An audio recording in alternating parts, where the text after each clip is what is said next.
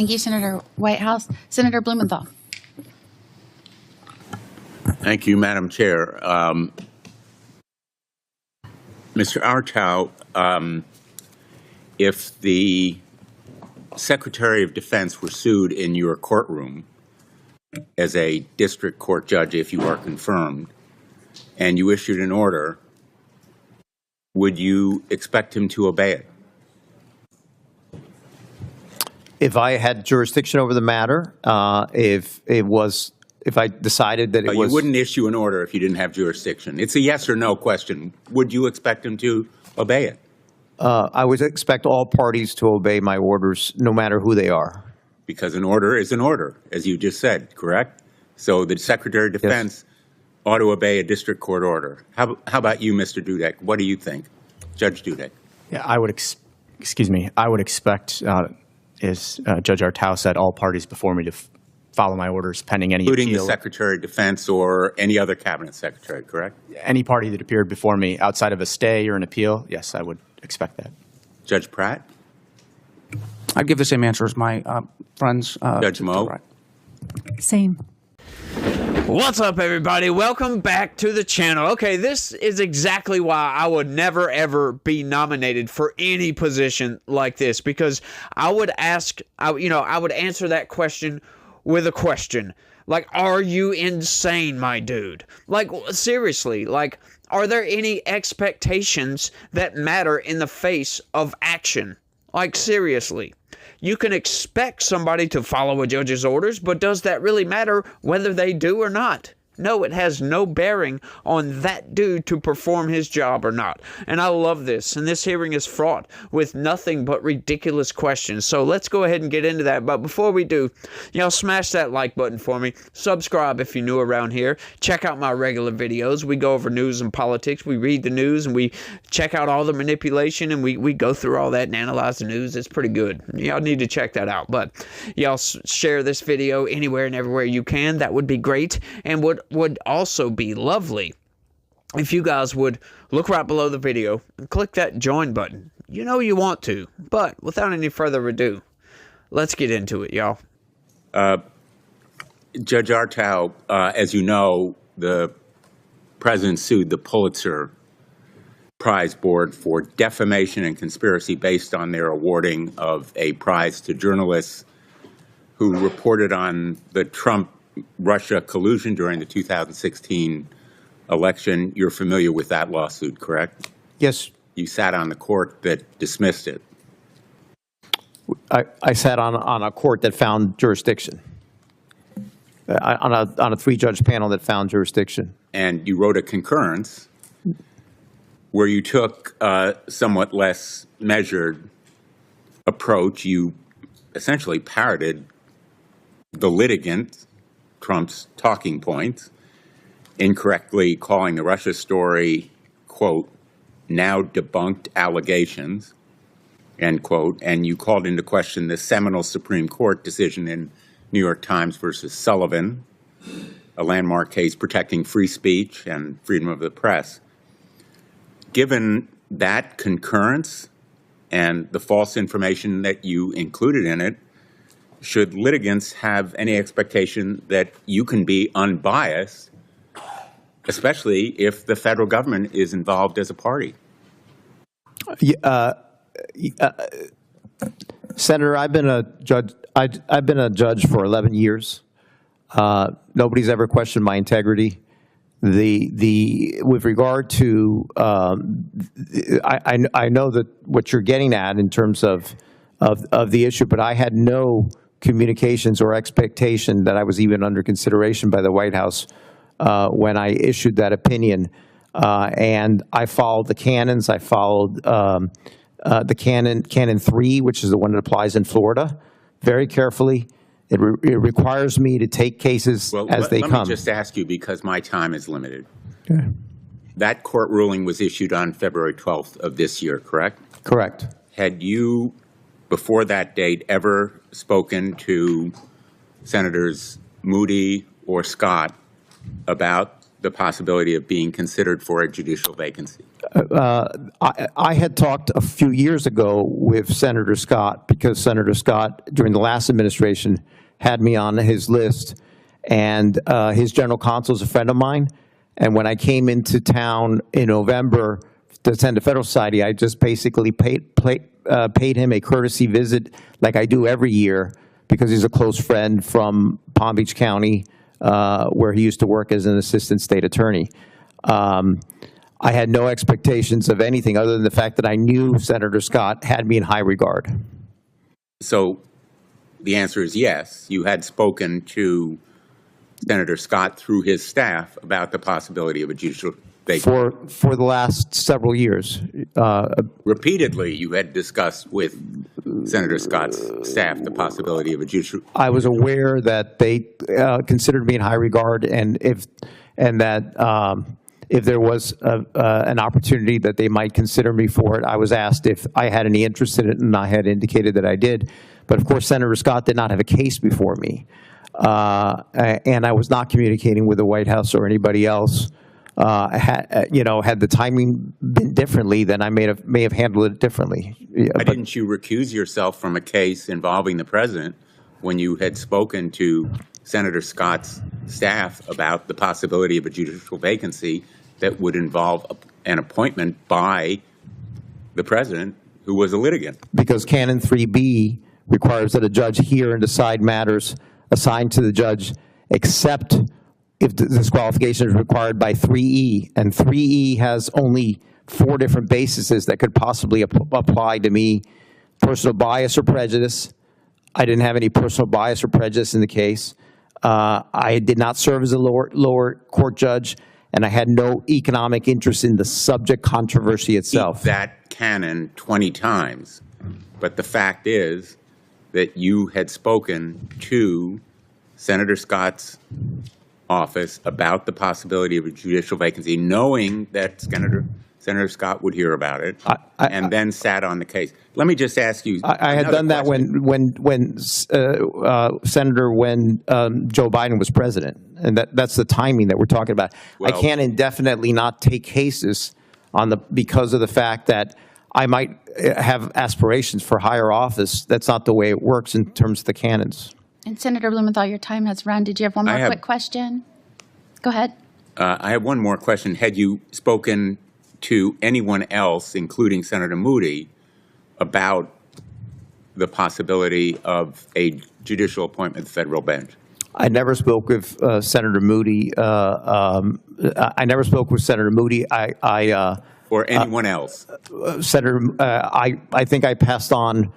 I think Senator Scott passed on my resume, perhaps, and I indicated that I'm available if they have any questions. But I did not hear back from Senator Moody's office because Senator Moody was just coming into transition at the time. Thank you. Thank you, Senator Blumenthal. You know, I simply love how these senators are doing everything they possibly can, all the way up to and including grasping at straws to try to find some sort of conflict of interest that they can bludgeon these Trump nominees over the head with, right? Donald Trump sues the Pulitzer Prize winning journalist, if you will, for writing fake news.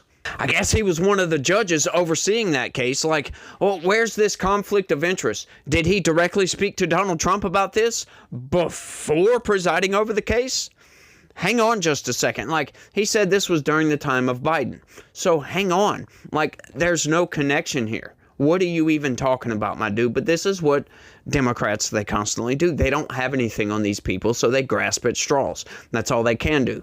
But I love what Blumenthal says right here at the beginning of this. And you wrote a concurrence where you took a somewhat less measured approach. You essentially parroted the litigant, Trump's talking points, incorrectly calling the Russia story, quote, now debunked allegations. Where do these people think that they can just make up reality as they go? They can just get out there and say, oh, but this is debunked, even though we have just gotten a trove of evidence that proves not only was the whole thing fake, but it was all orchestrated not only by the Hillary Clinton campaign and Democrats, the DNC, but Obama himself, the FBI, even under Donald Trump, thanks to that whistleblower testimony we got yesterday that accuses Adam Schiff of intentionally leaking classified information to go after Donald Trump so that Donald Trump will be indicted while he was the sitting president. Once again, folks, I know somebody told me the other day when I was talking about all this whole Russiagate spiel, and I said that concluded with Donald Trump's impeachment. And they're like, where do you connect those two? It's all connected, folks. It is all fake news. All of it is fabricated. All of it is, the intent is to go after Trump with BS and just continually repeat the same lines over and over and over and over again until enough people believe it that you can get away with it. That you can absolutely get away with lying to everybody. That's what he's doing right here. I mean, we've just got that evidence just came out before this committee hearing. As a matter of fact, it was right before this committee, like a week or so before this. So this guy knows that this whole thing, the whole Russiagate, that was all orchestrated by Obama. They all know this, but they refuse to admit reality. Like I said, folks, Democrats, they're just absolutely allergic to reality. It could slap them in the face. It's like reality has an invisibility cloak, and you can't see me at all. You can't see reality. They cannot see. They refuse to admit reality. They refuse to admit that these nominees are pretty good nominees. They're grasping at straws, trying to find anything and everything that they can to go after these people. What does that tell you about the current makeup of the Democratic Party? Like, we could just look, I'm sorry, I'm not trying to be some naked partisan guy, right? Just brazenly open with my partisanship, right? Like, I'm not, to be honest with you, because I don't like Republicans all that much either, right? Republicans do a lot of things I don't like. But currently, like, the makeup of the Republican Party has changed, and it is moving towards something that resembles what conservative values actually represent in this country. It's moving towards that. I'm not saying it's there yet. I'm saying it's moving there. Right? We've got a lot of good people in the Republican Party. Not a lot of good people in Congress, to be honest with you. But there's many, many state reps that are pretty good people, right? They go in, they work on behalf of their constituency, because it's not all about money when you're talking about the state house here. It's about representation. It's about laws. It's about, legislating, as a matter of fact. When you get into Congress, these congressional members, it's all about fundraising. Every single bit of it. Fundraising, dinner with a lobbyist, fundraising, dinner with a lobbyist, sleep with a prostitute, fundraising. That's all it's about. It has nothing to do with you making your life easier. These people, they lie to their constituency all the time. They fool them into a false sense of security that these people are going up there and working on behalf of the American people, when all they're doing is spending your dollar to raise money for the party, or for whatever it may be, whatever PAC or anything that has anything to do with politics. It's fundraising. That's it. Any member that is in good standing. And when you hear them say that, I'm a member of Congress in good standing, that means that they spend their time fundraising. They don't care about you. They don't care about working on behalf to make America great again. They don't care about none of those things. None of it. That's why I always say, folks, we need all new congressmen. Every single one of them got to go. Even my favorite one, right? Because if we're going to be fair, if we're going to be honest about this, right, everybody plays a role. And if these people, like Chip Roy, if any were to stay, that would be the one guy, because he at least openly rails against the Republican Party, the Democratic Party, libertarians, all of them. He rails against every single bit of the nonsense that goes on in Congress. His voting record isn't the best, though. But he gets out there. He's not afraid to tell the Republican Party, this was nuts. Why? Why did you vote for this? This was stupid. He's usually a holdout. He's usually, like, he was one of the last holdouts on the big, beautiful bill because of some issues with spending. We are not getting spending cut nearly enough. He knows this. Many people know this. All the Democrats know it. Mostly. They think, or at least they get out there and they'll say that we can deficit spend our way into oblivion. That's just not reality, folks. That's just not real. You cannot just continually run up a debt on a credit card indefinitely, right? It just doesn't work that way.